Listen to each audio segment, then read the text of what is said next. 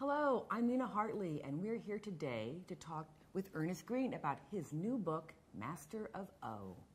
The book Master of O seems to straddle many genres. It's certainly an explicit sex story. It's also an examination of some very unusual relationships.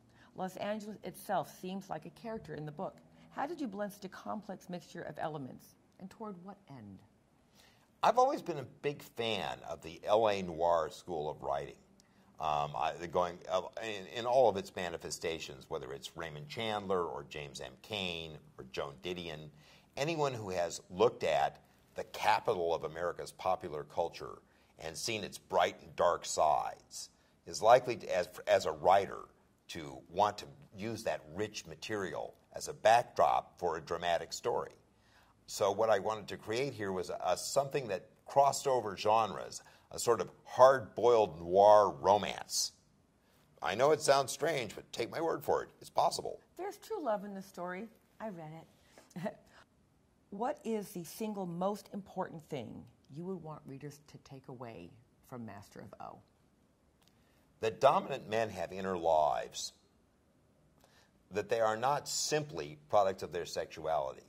Many of them, I think, might resist having that known, and I'm sorry if I offend anyone by revealing trade secrets in that way, but actually, when you get down to it, a sadomasochistic relationship is still a relationship, and that was the story I wanted to tell.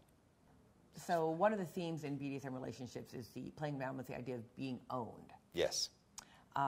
So why would someone want to have more than one master or be traded with no say in the matter? And there's a quote in the book, O didn't mind being traded back and forth between them like a bicycle to be ridden at will. So why would someone want to do that? Well, in the book, the question is raised about whether or not this simply provides an alibi for a person to have a whole lot of different kinds of sex with a whole lot of different kinds of people and not take responsibility for it. There is that element in it. But I also think it's true that in terms of a gesture, you do not own that which you cannot give. And in the same way, you cannot give that which you do not own. Interestingly enough, unlike a lot of later BDSM literature in which certain kinds of symbolic behaviors become the essence of the dominant-submissive dynamic, the dominant-submissive dynamic in the original story of O was primarily about O's master's ability to put her at the disposal of anyone he pleased, himself or other, at any time.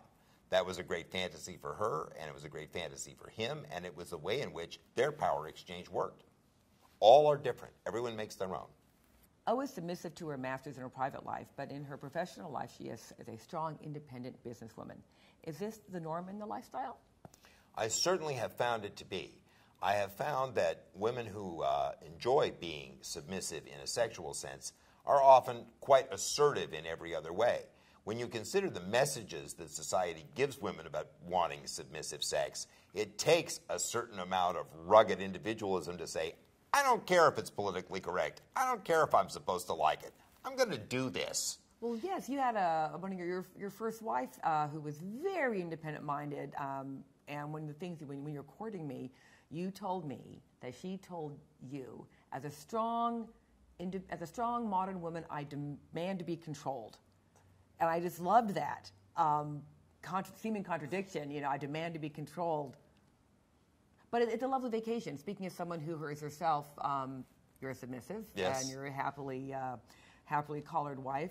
It is a nice relaxation that comes from, for the next hour and a half or so, I don't have to make any decisions. It's going to be a good time, and I leave that all into your hands, and that's sort of relaxing. I think almost anyone dealing with the stresses and pressures of modern life can find it a brief vacation not to have to make every possible decision every minute, because we're called upon to make decisions every minute in our lives, and it's nice to be able to say, well, for a little while, somebody else gets to take the wheel, if you are oriented in that way. It's not for everyone.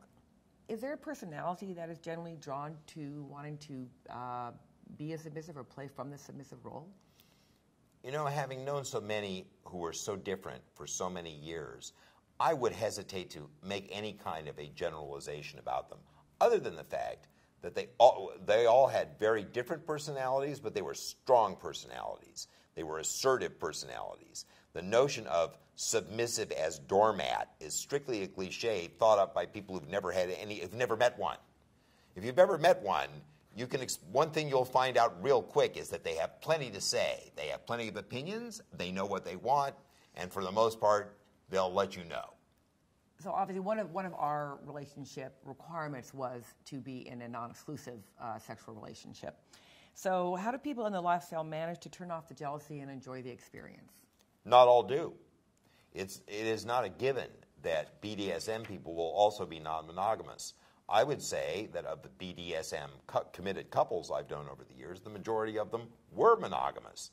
But it is a sexually experimental community, people who are willing to try new things, and there is some overlap between those who have an interest in BDSM and those who have an interest in non-monogamy and polyamory. But it doesn't apply in every case. Nothing applies in every case. Thank you, Ernest. That was actually very interesting. And where can people find Master of O? They can find Master of O at masterofo.com. And they can also obtain it through Daedalus Publishing, the courageous and heroic individuals who gave me the opportunity to bring this vision to the world. So yes, masterofo.com. Buy it for yourself, buy it for your friends, buy it for fun. Well, thank you. My pleasure.